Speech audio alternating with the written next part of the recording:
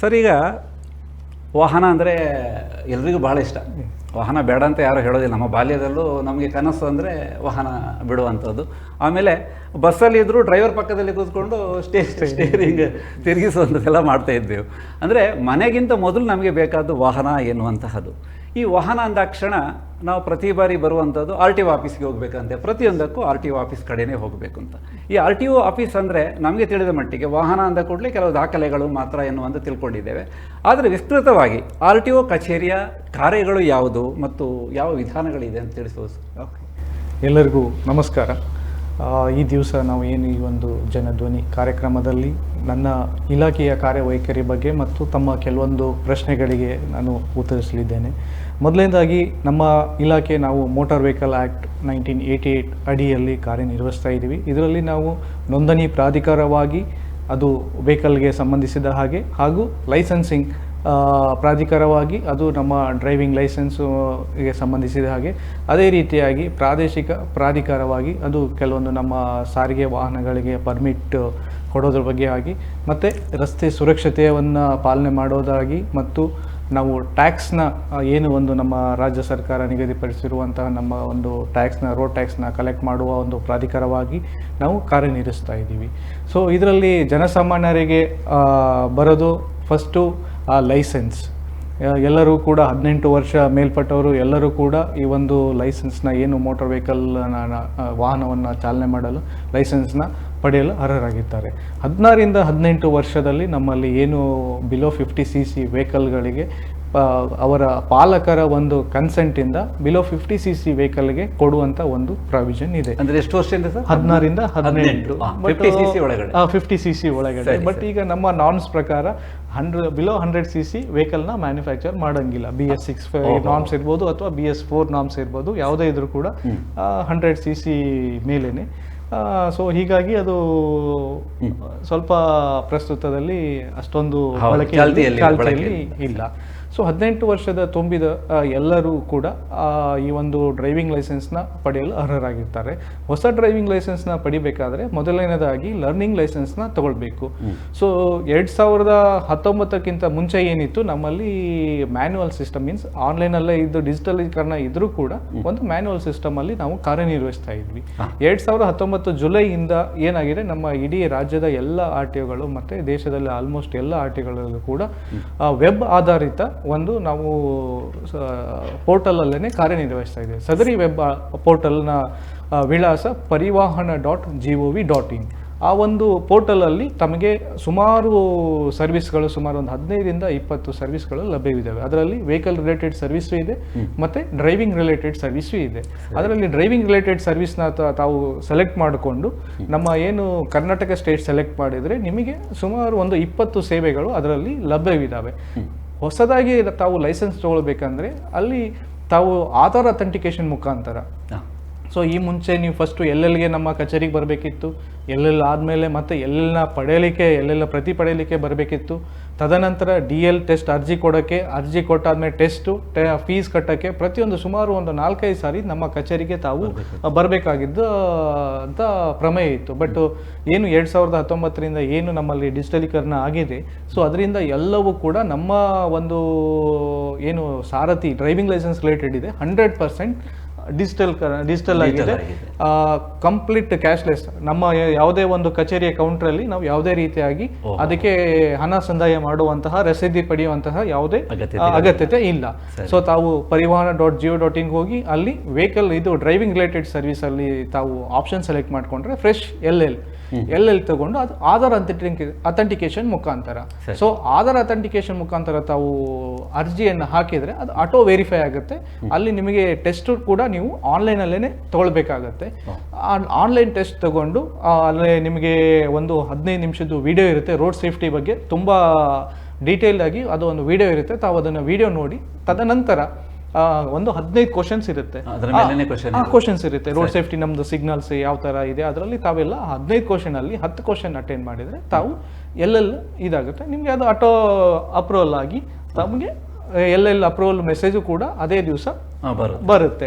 So ಆ message ಬಂದ ತಕ್ಷಣ ನೀವು ಅದು LL ಪ್ರಿಂಟ್ ತಕ್ಕೊಂಡು 1 ತಿಂಗಳ ನಂತರ ಮತ್ತು 6 ತಿಂಗಳ ಒಳಗಡೆ, ಸೊ ಅದ್ರ ವ್ಯಾಲಿಡಿಟಿ 6 ಮಂತ್ಸ್ ಇರುತ್ತೆ LL ಲರ್ನರ್ ಲೈಸೆನ್ಸ್. 1 ತಿಂಗಳ ನಂತರ ನೀವು ಮತ್ತೆ ಡ್ರೈವಿಂಗ್ ಲೈಸೆನ್ಸ್ ಟೆಸ್ಟ್ಗೆ ತಾವು ಅರ್ಜಿ ಕೂಡ ಅದು ಆನ್ಲೈನಲ್ಲೇ ಸಲ್ಲಿಸಿ, ಪೇಮೆಂಟ್ ಕೂಡ ಆನ್ಲೈನಲ್ಲೇ ಇದು ಮಾಡಿ, ಸ್ಲಾಟ್ ಅನ್ನ ಇರುತ್ತೆ ನಮ್ಮಲ್ಲಿ. ಪ್ರತಿಯೊಂದು DL ಟೆಸ್ಟ್ಗೆ ಸ್ಲಾಟ್ ಅನ್ನ ನಿಗದಿ ಮಾಡಿದ್ದೀವಿ.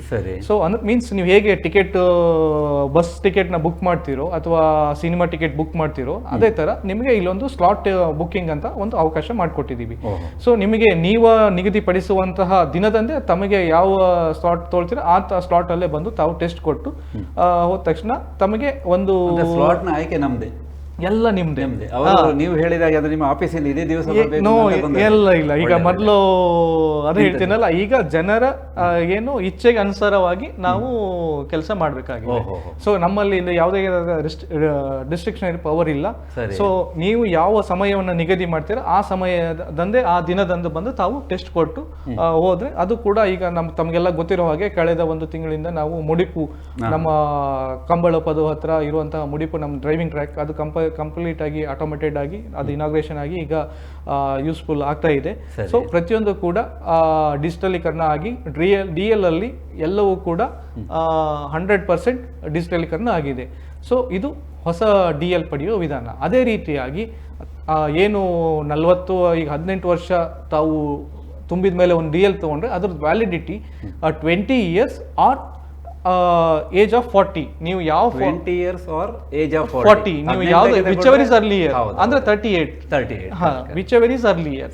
ಸೊ ಈಗ 25ರಲ್ಲಿ ತಗೊಂಡಾದ್ಮೇಲೆ ನೀವು 25 ವರ್ಷಕ್ಕೆ ಏನಾದ್ರು DL ತಗೊಂಡ್ರೆ 40 yearsಗೆ ತಾವು ರಿನ್ಯೂವಲ್ ಮಾಡಬೇಕಾಗುತ್ತೆ. ಸೊ ಆ ಥರ ಅದಾದ್ಮೇಲೆ ನಿಮಗೆ ರಿನ್ಯೂವಲ್ ಕೂಡ ಈಗ ಕಂಪ್ಲೀಟ್ ಎಲ್ಲ ಆನ್ಲೈನಲ್ಲಿ ಇರೋದು. ಅದು ಕೂಡ ತಾವು ಆಧಾರ್ ಅಥೆಂಟಿಕೇಶನ್ ಮುಖಾಂತರ ಆನ್ಲೈನಲ್ಲೇ ತಮ್ಮದು ಅರ್ಜಿ ಹಾಕಿದರೆ 1 ವರ್ಷ ಒಳಗಡೆ ಏನಾದರೂ ಎಕ್ಸ್ಪೈರ್ ಆಗಿದ್ರೆ, ಇವತ್ತಿನ ಡೇಟ್ಗೆ ಎಕ್ಸ್ಪೈರ್ ಆಗಿ ನೀವು 1 ವರ್ಷದವರೆಗೆ ತಾವು ಆನ್ಲೈನ್ ಮುಖಾಂತರ ಅಪ್ಲೈ ಮಾಡಿ ಅದು ಆಟೋ ರಿನ್ಯೂವಲ್ ಆಗುವಂಥ ಒಂದು ವ್ಯವಸ್ಥೆ ಇದೆ. ಸೊ ನೀವು 1 ವರ್ಷ ಕಳೆದು ಏನಾದರೂ ನೀವು ಅರ್ಜಿಯನ್ನ ಸಲ್ಲಿಸಿದರೆ ಅದು ರಿನ್ಯೂವಲ್ ವಿತ್ ರೀಟೆಸ್ಟ್ ಅಂತ ಬರುತ್ತೆ. ನೀವು ಅದು ಪುನಃ ಕೂಡ ತಾವು ಟೆಸ್ಟ್ನ ಕೊಡಬೇಕಾಗುತ್ತೆ.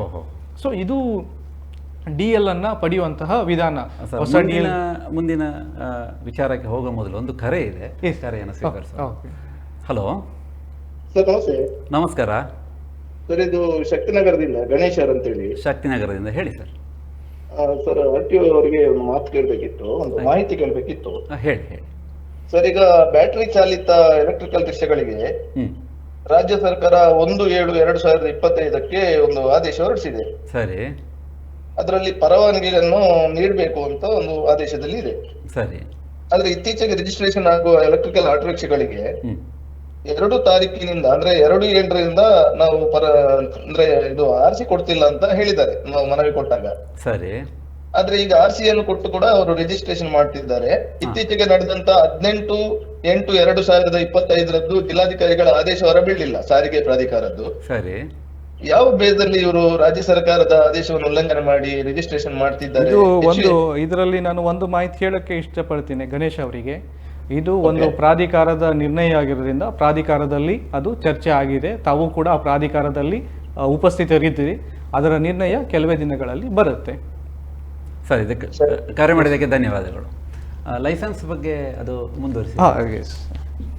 ಸೊ ಅದೇ ರೀತಿಯಾಗಿ ಈಗ ಡ್ರೈವಿಂಗ್ ಲೈಸೆನ್ಸ್ ತಾವೆಲ್ಲ ಕೇಳಿರೋ ಹಾಗೆ ಅದು ಎಲ್ಲ ಕೂಡ ಕಂಪ್ಲೀಟ್ ಆಗಿ ಆನ್ಲೈನ್ ಆಗಿದೆ. ಸರಿ. ಸೊ ನೆಕ್ಸ್ಟ್ ನಾವು ವಾಹನಕ್ಕೆ ಬರಬೇಕಾದ್ರೆ ತಾವು ಹೊಸ ವಾಹನವನ್ನ ನೋಂದಣಿ ಏನು ಮಾಡ್ತಾ ಇದ್ದೀವಿ ಅದು ಕಂಪ್ಲೀಟ್ ಕೂಡ ಡೀಲರ್ ಎಂಡಲ್ಲೇ ಇರೋದು.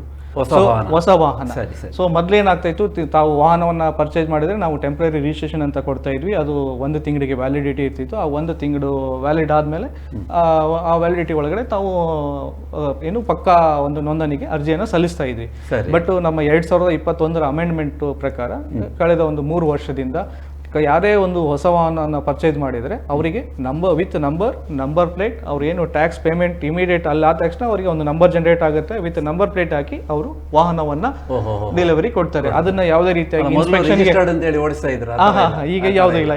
ಈಗ with permanent number within state ಇದ್ರೆ, ಫುಲ್ಲಿ ಬಿಲ್ಟ್ ವೆಹಿಕಲ್ ಇದ್ರೆ, ಫುಲ್ಲಿ ಬಿಲ್ಟ್ ವೆಹಿಕಲ್ ಅಂದ್ರೆ ನಿಮ್ ಕಾರ್ ಇರ್ಬೋದು, ಬೈಕ್ ಇರ್ಬೋದು, ಅದು ಕಂಪ್ಲೀಟ್ ಆಗಿ ವಿತ್ ನಂಬರ್ ಆಗಿ ಡೀಲರೇ ಕೊಡ್ತಾರೆ. ಅರ್ಜಿ ಹಾಕಿ ನಿಮ್ಗೆ ಯಾವಾಗ ನಂಬರ್ ಬರುತ್ತೆ ಅಂತ ಕಾಯ್ಬೇಕು ಎಂತ ಇಲ್ಲ ನಿಮ್ಗೆ ಆಟೋಮೆಟಿಕ್ ವಿತ್ ನಂಬರೇ ನಿಮ್ಗೆ ಟ್ಯಾಕ್ಸ್ ಪೇಮೆಂಟ್ ಮಾಡಿದ ಕ್ಷಣನೇ ನಿಮಗೆ ನಂಬರ್ ಜನರೇಟ್ ಆಗುತ್ತೆ. ಏನ್ ಸೀಕ್ವೆನ್ಸ್ ಅಲ್ಲಿ ಇರುತ್ತೆ ನಂಬರ್ ಬರುತ್ತೆ. ನಂಬರ್ ಆದ್ಮೇಲೆ HSRP ಫಿಟ್ ಆದ್ಮೇಲೆ ನಮಗೆ ಅಪ್ರೂವಲ್, ಅದಾದ್ಮೇಲೆ ಕಾರ್ಡು. ಈಗ ಕಾರ್ಡ್ ಎಲ್ಲ ತಮಗೆ ಬೈ ಪೋಸ್ಟೇ ಮನೆಗೆ ಬರ್ತಾ ಇದೆ. ನಮಸ್ಕಾರ. ಹಲೋ, ನಮಸ್ತೆ. ನಾನು ಜಯಕುಮಾರ್ ಅಂತ ಮಂಗಳೂರಿಂದ. ನಮಸ್ಕಾರ, ಹೇಳಿ ಸರ್. ಸರ್, ಇತ್ತೀಚೆಗೆ ಇದು ಆಧಾರ್ ಕಾರ್ಡ್ ಮತ್ತೆ RC ಲಿಂಕ್ ಮಾಡ್ಬೇಕಂತ ಒಂದು ಸಂದೇಶ ಬರ್ತಾ ಇದೆ.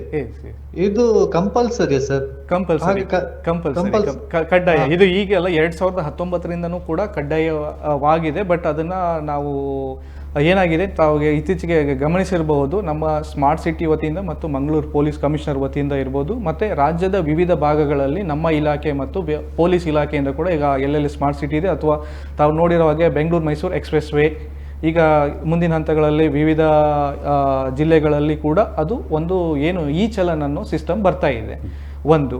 ಆಮೇಲೆ ತಮಗೆ ಇರುವಂಥ ಇನ್ಶೂರೆನ್ಸ್ ಇರ್ಬೋದು ಅಥವಾ ಎಮಿಷನ್ ಟೆಸ್ಟಿಂಗ್ ಇರ್ಬೋದು, ಯಾವುದೇ ಒಂದು ಡಾಕ್ಯುಮೆಂಟು ಎಕ್ಸ್ಪೈರ್ ಆದರೆ ತಮಗೆ ಒಂದು ಏನು ನಮ್ಮ ಏನು ಪೋರ್ಟಲಲ್ಲಿ ತಮ್ಮ ಏನು ನಮೂದಾದ ನಂಬರ್ ಇರುತ್ತೆ ಅದಕ್ಕೆ ಕೂಡಲೇ ಒಂದು ಸಂದೇಶ ಬರುತ್ತೆ. ಅದೇ ರೀತಿಯಾಗಿ ಡೆಡ್ಲೈನ್ ಇದೆ ಸರ್? ಇದಕ್ಕೆ ಡೆಡ್ಲೈನ್ ಏನಿಲ್ಲ, ಬಟ್ ನೀವು ಅದನ್ನ ಇಮಿಡಿಯೇಟ್ ಅಪ್ಡೇಟ್ ಮಾಡ್ಕೊಳ್ಳೋದು ಒಳ್ಳೆಯದು. ಯಾಕೆಂದ್ರೆ ನಮ್ಮ ಈಗ ನನ್ನ ಹತ್ರ 3 RC ಇತ್ತು, ಅದರಲ್ಲಿ 2 RC ಆಗಿದೆ, ಅಪ್ಡೇಟ್ ಆಯ್ತು. ಇನ್ನೊಂದಕ್ಕೆ ಅದು ನಿಮ್ಮ ಇದು ನೋಂದಣಿ ಆಗಿಲ್ಲ ಅಂತ ಬರ್ತೇವೆ. ಅಂದ್ರೆ ಅಲ್ಲಿ ಏನಾಗಿದೆ, ನೀವು ಆಧಾರ್ ಅಥೆಂಟಿಕೇಶನ್ ಮುಖಾಂತರ ಮಾಡಕ್ ಹೋದ್ರೆ 90% ನೇಮ್ ಮ್ಯಾಚ್ ಆಗಬೇಕು, ಮೋರ್ ದೆನ್ 90%. ಅದು ಮ್ಯಾಚ್ ಆಗಲಿಲ್ಲ ಅಂದ್ರೆ ಆಧಾರ್ ಅಥೆಂಟಿಕೇಶನ್ ತೊಗೊಳ್ಳಲ್ಲ. ನೀವೊಂದು ತಮ್ಮ ಸೆಲ್ಫ್ ಅಟೆಸ್ಟೆಡ್ ಆಧಾರ್ ಕಾರ್ಡ್ ಕೊಟ್ಟು, ನಮ್ಮಲ್ಲಿ ಹೆಲ್ಪ್ ಡೆಸ್ಕ್ ಕೌಂಟರ್ ನಂಬರ್ 1 ಅಂತ ಇರುತ್ತೆ RTO ಕಚೇರಿಯಲ್ಲಿ, ಅಲ್ಲಿ ಕೊಟ್ಟು ನಾವು ಮ್ಯಾನ್ಯುವಲ್ ಆಗಿ ಅದನ್ನ ಅಪ್ಡೇಟ್ ಮಾಡ್ಕೊಡ್ತೀವಿ. ಓಕೆ, ಧನ್ಯವಾದ. ಜಯಕುಮಾರ್ ಅವರೇ, ಮಾಹಿತಿ ತಿಳಿದಿರಬೇಕು ಅವರಿಗೆ, ನೀವು ಹೇಳಿದಾಗ ಕೌಂಟರ್ ನಂಬರ್ 1. ಧನ್ಯವಾದಗಳು ಕರೆ ಮಾಡಿದ್ದಕ್ಕಾಗಿ. ಸರ್, ಅದು ಮುಂದುವರಿಸಿ. ಈಗ ಅದು ಒಂದು ಬಹಳ ಸಂತೋಷದ ವಿಚಾರ ಹೇಳಿದ್ರಿ. ನಮ್ಮ ಆ ರೀತಿಯ ಟೆನ್ಷನ್ ಮಾಡಬೇಕಾಗಿಲ್ಲ. ವೆಹಿಕಲ್ಗಳು ಆದ್ಮೇಲೆ ರಿಜಿಸ್ಟರ್ಡ್ ಮಾಡ್ಕೊಂಡು ಓಡಾಡೋದಿಲ್ಲ, ಎಂತ ಇಲ್ಲ. ಈಗ ಏನು ನ್ಯೂ ರಿಜಿಸ್ಟ್ರೇಷನ್ ಡೀಲರ್ ಪಾಯಿಂಟ್, ನೀವು ಡೆಲಿವರಿ ತೊಳೋಕ್ಕಿಂತ ಮುಂಚೆನೆ ಎಲ್ಲ ಪೇಮೆಂಟ್ ಆದ ತಕ್ಷಣ ಡೀಲರ್ ಕೂಡ ತಮಗೆ ಅವಾಗಲೇ ವಾಹನವನ್ನು ಗ್ರಾಹಕರಿಗೆ ಮಾಹಿತಿ ಇದೆ ಅವ್ರು ಅಲ್ಲಿ ಪೇಮೆಂಟ್ ಹೋದಾಗ. ಯಾಕೆಂದ್ರೆ ಎಲ್ಲ ಇಲ್ಲ ಅಲ್ಲಿ ಈಗ ಅವ್ರು ಹೋದ ತಕ್ಷಣ ಅವರಿಗೆ OTP, ಅವ್ರನ್ನ ಮೊಬೈಲ್ ನಂಬರ್ ತೊಗೊಳ್ಬೇಕು, ಆಧಾರ್ ನಂಬರ್ ತೊಗೊಳ್ಬೇಕು. ಆಧಾರ್ OTP ಹಾಕಿದ ನಂತರನೇ ಮುಂದಿನ ಎಲ್ಲ ಕೂಡ ನೋಂದಣಿ ಪ್ರಕ್ರಿಯೆ ಸ್ಟಾರ್ಟ್ ಆಗುತ್ತೆ ಡೀಲರ್ ಹಂತದಲ್ಲಿ.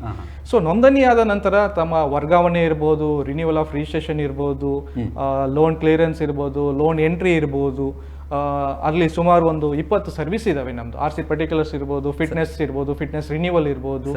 ಸೊ ಅವೆಲ್ಲವೂ ಕೂಡ ತಾವು ಆಧಾರ್ ಅಥೆಂಟಿಕೇಶನ್ ಮುಖಾಂತರ ಆನ್ಲೈನ್ ಅಲ್ಲಿ ಅದಕ್ಕೂ ಕೂಡ ಅರ್ಜಿ ಸಲ್ಲಿಸಬಹುದು. ಸೊ ಅದು ಆಧಾರ್ ಅಥೆಂಟಿಕೇಶನ್ ಮಾಡಿದ್ರೆ ನಿಮಗೆ ನಮ್ಮ ಕಚೇರಿಗೆ ಬಂದು ಮ್ಯಾನ್ಯುವಲ್ ಆಗಿ ನೀವು ಅಲ್ಲಿ ಅರ್ಜಿ ಕೊಟ್ಟು ಆ ಕೌಂಟರ್ ಈ ಕೌಂಟರ್ ಯಾವುದೇ ರೀತಿಯಾಗಿ ನೀವು ಕಳೆದ ಒಂದು 6 ತಿಂಗಳಿಂದ ನಮ್ಮ ಒಂದು ವೆಬ್ಸೈಟ್ ಅಲ್ಲಿ ತಾವು ಡಾಟಾ ನೋಡಿದ್ರೆ ನಾವು 89.6% ಈಗ ಆನ್ಲೈನ್ಗೆ ಕನ್ವರ್ಟ್ ಆಗಿದ್ದೀವಿ. ಇನ್ನೊಂದು 11% ಮಾಡ್ತೀರಿ. ಸೊ ಅದಕ್ಕೆ ತಮ್ಮ ಎಲ್ಲ ಸಾರ್ವಜನಿಕರ ಸಹಕಾರ ಬೇಕು. ಎಷ್ಟೋ ಸರಿ ನಾವು ಹೇಳಿದ್ರೆ ಈಗ ಒಂದು ಕಾನ್ಸೆಪ್ಟ್ ಏನಾಗಿದೆ, ಬಟ್ ಅದು ತಾವು ನೋಡ್ತಾ ಇರೋ ಹಾಗೆ ಈ ಸೈಬರ್ ಕ್ರಿಮಿನಲ್ ಆಕ್ಟಿವಿಟಿ ಎಷ್ಟೋ ಜನ ಭಯ ಪಡ್ತಾರೆ. OTP, ಯಾಕೆಂದ್ರೆ ನಮ್ದು OTP ಮಾತಿನ ನಡುವಲ್ಲಿ ಒಂದು ಕರೆ ಬರ್ತಾ ಇದೆ ಸರ್, ಮಾತಾಡುವ. ನಮಸ್ಕಾರ ಸರ್. ನಮಸ್ತೆ. ನಮಸ್ತೆ, ಹೇಳಿ. ನಾನು ಉಮೇಶ್ ಅಂತ ಸುರತ್ಕಲ್ಲಿಂದ auto rickshaw BMS auto rickshaw ಸಂಘದ ಗೌರವಾಧ್ಯಕ್ಷ ಮಾತನಾಡ್ತಿದ್ದೇನೆ. ಹೇಳಿ. ಸರ್, ಈಗ ಸುರತ್ಕಲ್ ಬೇಕಾದಷ್ಟು ಸಮಸ್ಯೆಗಳು ಉಂಟು. ಒಂದನೇ ಮುಖ್ಯವಾಗಿ ಸಮಸ್ಯೆ ಅಂದ್ರೆ ನಮ್ಗೆ ಅಲ್ಲಿ ಪಾರ್ಕ್ ಇಲ್ಲ. ಆಯ್ತಾ? ಈಗ ನೋಡಿ, ಗೋವಿಂದಸ್ ಕಾಲೇಜ್ ಹತ್ರ ರಿಕ್ಷಾ ಸ್ಟ್ಯಾಂಡ್ ನಾವು ನಿಂತಿದ್ದೆ, ಸರ್ವಿಸ್ ರೋಡ್ ಅಲ್ಲಿ ನಿಂತಿದ್ದೇವೆ ಸರ್. ಓಕೆ ಓಕೆ ಅಲ್ಲಿ ಎಲ್ಲರಿಗೆ ಸಾರ್ವಜನಿಕ ನಿಜವಾಗಿ ರಿಕ್ಷಾದ ಅಗತ್ಯ ಇದೆ ಸರ್. ಓಕೆ ಒಂದು minute. ಓಕೆ ಓಕೆ ಯಾಕಂದ್ರೆ ಅಲ್ಲಿ ಬಸ್ ಇಳಿದು ಬರುವಾಗ ತುಂಬಾ ಜನಕ್ಕೆ ಪ್ರಾಯದವರು, ಗರ್ಭಿಣಿಯರು ಎಲ್ಲ ನಾವು ಸರ್ವಿಸ್ ರೋಡ್ ಅಲ್ಲಿ ನಿಂತು ಬಾಡಿಗೆ ಮಾಡ್ತಿದ್ದೇವೆ. ಓಕೆ ಓಕೆ ನಮಗೆ ಸರಿಯಾದ ಯಾವ್ದು ವ್ಯವಸ್ಥೆ ಇಲ್ಲ ಸರ್. ಒಂದದು. ಸರಿ. ಎರಡನೇ ಪ್ರಶ್ನೆ ಸರ್, ಈಗ ಮೊದಲು ಸುರತ್ಕಲ್ಲಲ್ಲಿ ನಾವು ಒಂದು 600-800ಕ್ಕೆ ಮಿಕ್ಕ ರಿಕ್ಷಾಗಳಿದೆ. ಓಕೆ ಮೀಟರ್ ಸೀಲ್ ಮಾಡ್ತಿದ್ರು ಇಲ್ಲಿ ಮಂಗಳೂರಲ್ಲಿ. ಈಗ ಅದನ್ನು ತೆಗೆದು ಕುಲಶೇಖರ ಹಾಕಿದ್ದಾರೆ ಸರ್. ಓಕೆ. ನಿಮ್ಮಲ್ಲಿ ಒಂದು ದಯವಿಟ್ಟು ರಿಕ್ವೆಸ್ಟ್ ಮಾಡ್ತಿದ್ದೀನಿ, ಎಷ್ಟೇ ವರ್ಷಗಳಿಂದ ಆಸೆ ಇತ್ತು ಸುರತ್ಕಲ್ಲಿಂದ RTO ಆಗ್ಬೇಕಂತ. ಓಕೆ. ಇಲ್ಲಿ 800 ರಿಕ್ಷಾಕ್ಕಿಂತ ಮಿಕ್ಕಿಗಳು ಹಳೆಂಗಡಿ, ಮುಕ್ಕ, ಪಾವಂಜೆ, ಕಾಟಿಬಲ್ಲ, ಕೃಷ್ಣಾಪುರ, ಬೈಕಂಪಾಡಿ, ಕುಳಾಯಿ, ಹೊಸಬೆಟ್ಟು, ಚಿತ್ರಾಪುರ, ಪಣಮೂರ್ ತನಕ ಯಾವುದೇ ನಮ್ಮ ಪರಿಸರದಲ್ಲಿ RTO ಇಲ್ಲ ಸರ್. ದಯವಿಟ್ಟು ನೀವೊಂದು ಸುರತ್ಕಲ್ RTO ನೀವು ತರಲೇಬೇಕು, ನಿಮ್ಮ ಮುಖಾಂತರ ಆಗ್ಲೇಬೇಕು. ಅದು ಹಲವು ವರ್ಷಗಳಿಂದ ನಾವು ಅದನ್ನ ಬಗ್ಗೆ ನಾವು ಹೇಳ್ತಾ ಇದ್ದೇವೆ, ಒಂದು ಸುರತ್ಕಲ್ RTO ನಮಗೆ ಅಗತ್ಯ ಇದೆ ಅಂತ. ಖಂಡಿತ. ನೀವು ಹೇಳಿದ್ದು ರಿಕ್ಷಾ ಸ್ಟ್ಯಾಂಡ್ ಮತ್ತು RTO ಆಫೀಸ್ ಬಗ್ಗೆ ಅವರು ಖಂಡಿತ. ಎರಡನೇ ಸರ್ ಇದು, ಮೂರನೇ ಸರ್ ಇದು ಸೀಲ್ ಹಾಕ್ಲಿಕ್ಕೆ ಉಂಟಲ್ಲ ನಾವು ಮೀಟರಿಗೆ. ಓಕೆ. ಅದು ಮೊದಲು ಮಂಗಳೂರಲ್ಲಿ ಆಗ್ತಿತ್ತು, ಈಗ ನಮ್ಮನ್ನು ಕುಲಶೇಖರಿಗೆ ಕರೆದಿದ್ದಾರೆ. ಕುಲಶೇಖರ ಅದೇನೆ ಅದು ಮಂಗಳೂರಲ್ಲಿ ಅದನ್ನು ಇದು ಮಾಡಿ ಆ ನಂತರ ಕುಲಶೇಖರ ಹೋಗ್ಬೇಕು ಸರ್ ನಾವು. Okay okay. ದೊಡ್ಡ ನಮಗೆ ಕಷ್ಟ ಸರ್. ನೋಡಿ, ಒಂದು ದಿವಸ ಇಡೀ ಹೋಗ್ತೇವೆ, ನಮಗೆ ಒಂದು ದಿವಸ ನಾವು ದುಡಿತ ನಮ್ಮ ಅದಕ್ಕೆ ಹೋಗ್ತೇವೆ. ಸರಿ. ಅದನ್ನೇ ನೀವು ಸುರತ್ಕಲ್ ಮತ್ತೆ ತುಂಬಾ ಉಪಕಾರಿಸಿದೆ. ಸುರತ್ಕಲ್ ಅದನ್ನೇ ನೀವು ಮಾಡಿದ್ರೆ ನಿಮ್ಮ 3 ಪ್ರಶ್ನೆಗಳಿದೆ, 3 ಪ್ರಶ್ನೆ ಅವರು ಉತ್ತರ ಕೊಡ್ತಾರೆ. ಓಕೆ.